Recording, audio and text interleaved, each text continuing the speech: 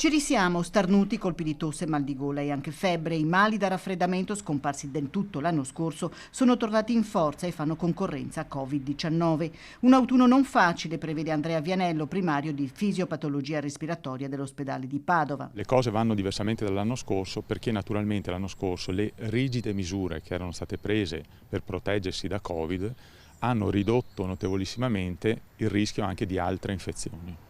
L'anno appena trascorso ha portato una novità decisiva, il vaccino che ha cambiato i paradigmi ma non debellato il virus, col quale, conferma Vianello, bisognerà convivere ancora. Ci sono tre gruppi di cittadini. Cittadini vaccinati e protetti da Covid, magari perché hanno fatto anche la terza dose, cittadini vaccinati da tempo che potrebbero non essere più protetti dall'infezione e cittadini non vaccinati.